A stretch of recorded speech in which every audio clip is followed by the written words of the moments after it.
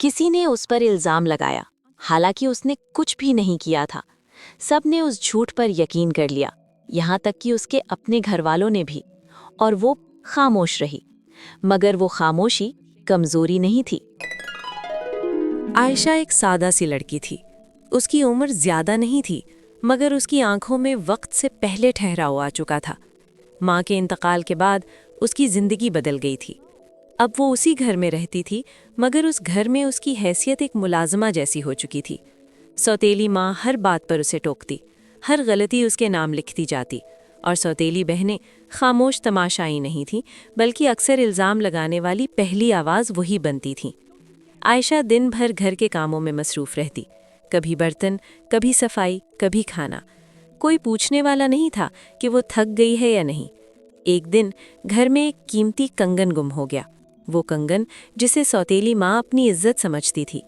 گھر میں شور مچ گیا، ہر کمرہ دیکھا گیا، ہر جگہ چھانی گئی، اور پھر ایک نظر عائشہ پر پڑی۔ یہ اسی نے لیا ہوگا۔ سوتیلی بہن کی آواز سب سے پہلے آئی۔ عائشہ نے کچھ کہنا چاہا، مگر الفاظ اس کے گلے میں اٹک گئے۔ وہ جانتی تھی اگر وہ بولے گی تو کوئی اس کی بات نہیں سنے گا۔ اس نے صرف اتنا کہا، میں نے کچھ نہیں لیا، مگر اس کی آواز کمزور تھی اور الزام بہت مضبوط۔ اسی لمحے اس کی زندگی کا سب سے مشکل امتحان شروع ہو گیا۔ الزام لگنے کے بعد گھر کا ماحول یکسر بدل گیا۔ وہی گھر جو کبھی عائشہ کا تھا، اب اس کے لیے اجنبی ہو چکا تھا۔ سوتیلی ماں نے بغیر کسی ثبوت کے فیصلہ سنا دیا، چور وہی ہوتا ہے جو خاموش رہتا ہے۔ یہ الفاظ عائشہ کے دل میں تیر کی طرح لگے۔ وہ خاموش تھی، مگر چور نہیں تھی۔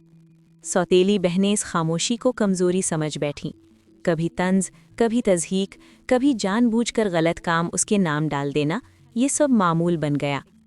اس دن کے بعد عائشہ کے لیے سزائیں بڑھا دی گئیں۔ رات گئے تک کام، کھانا سب سے آخر میں، اور بات بات پر ڈانٹ۔ ایک رات جب سب سو چکے تھے، عائشہ صحن میں اکیلی بیٹھی آسمان کو دیکھ رہی تھی۔ اس کی آنکھوں میں آنسو نہیں تھے، صرف سوال تھے۔ اگر میں نے کچھ نہیں کیا تو پھر میں ہی کیوں قصوروار ٹھہری؟ اسی لمحے صحن کے کونے میں رکھا ہوا پرانا صندوق، جسے برسوں سے کسی نے نہیں کھولا تھا، ہلکی سی روشنی سے جگمگا اٹھا۔ عائشہ چونکی۔ وہ آہستہ آہستہ اس صندوق کے قریب گئی۔ ڈھکن خود بخود کھلا اور اندر ایک پرانا چمکتا ہوا لاکٹ تھا۔ جیسے ہی اس نے لاکٹ کو چھوا، ایک عجیب سی گرمی اس کے دل تک پہنچی۔ ایک نرم مگر مضبوط آواز گونجی، سچ ہمیشہ شور نہیں مچاتا، مگر وقت آنے پر خود بولتا ہے۔ عائشہ گھبرا گئی، مگر ڈری نہیں، کیونکہ پہلی بار کسی نے اس کی دل کی بات سمجھی تھی۔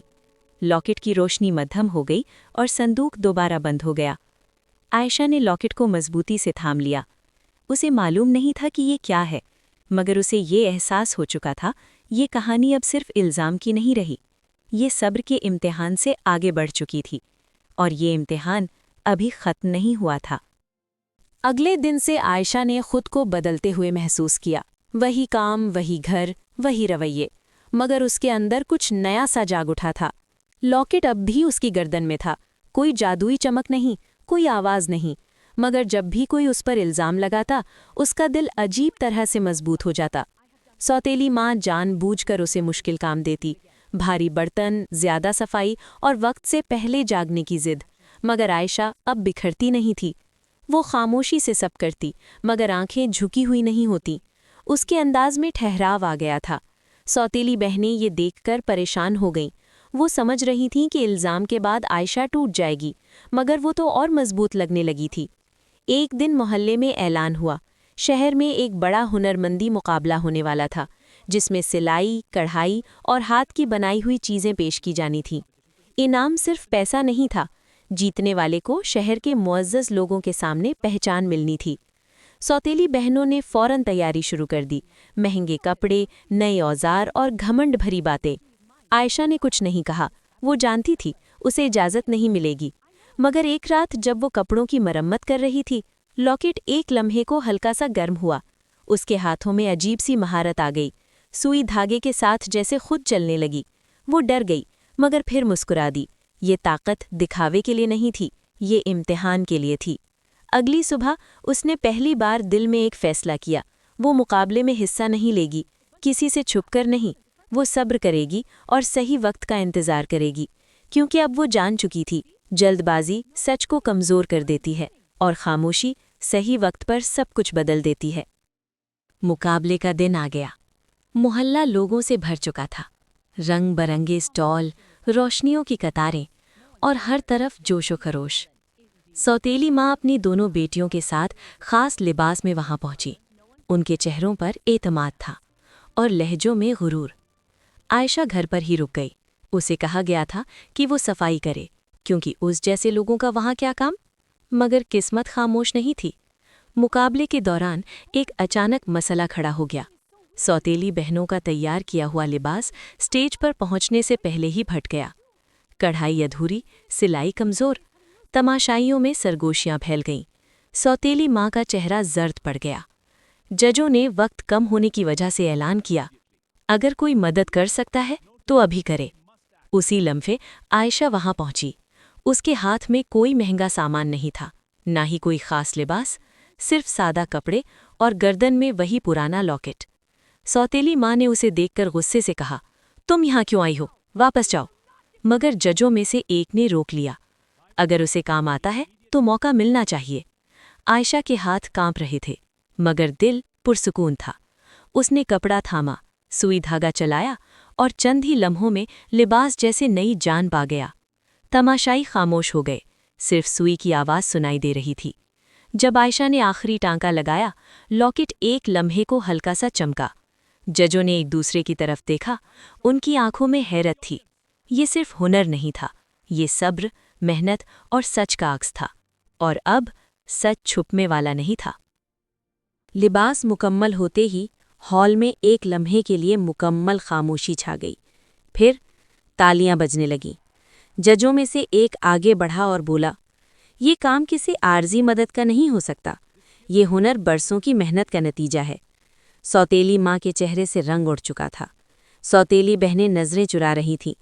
जज ने सवाल किया, क्या ये लड़की पहले भी काम करती रही है? इसी लम्हे एक हमसाया औरत आगे आई। उसकी आवाज़ साफ थी और बातें बेसाख्ता। यही लड़की हमारे कपड़े सीकर देती थी, बगैर किसी शिकायत के। और वो कंगन जो कुछ दिन पहले गुम हुआ था, वो हमें गली में मिला था। सौतेली माँ चौंक गई। गली में? औरत ने इस बात में सर हिलाया। जी, और उस दिन आयशा घर पर नहीं थी। हॉल में सरगोशियां गूंजने लगीं। जजों ने हकीकत को जोड़ना शुरू किया और सच आहिस्ता आहिस्ता सबके सामने आ गया। इल्ज़ाम गलत था और खामोशी कसूर नहीं थी। सौतेली माँ की आंखें झुक गईं। पहली बार उसे अपने रवैये का एहसास हुआ। इनाम का ऐलान हुआ। फातिह का नाम पुकारा गया। आयशा। आयशा स्टेज पर गई। उसके चेहरे पर गुरूर नहीं था, सिर्फ सुकून था। उसने लॉकेट को छुआ और पहली बार वो लॉकेट गर्म नहीं हुआ, जैसे कह रहा हो, अब मेरी ज़रूरत नहीं। कुछ दिन बाद आयशा ने एक सिलाई मरकज़ में काम शुरू किया, जहां उसे इज्जत मिली और पहचान भी। घर लौटकर उसने किसी से बदला नहीं लिया, सिर्फ अपनी जगह बना ली, क्योंकि वो जान चुकी थी, खामोश सब्र कमज़ोरी नहीं होता। ये वो ताकत है जो सच को खुद बोलने पर मजबूर कर देती है। जो सच के साथ सब्र करता है, वक्त उसका सबसे बड़ा गवाह बन जाता है।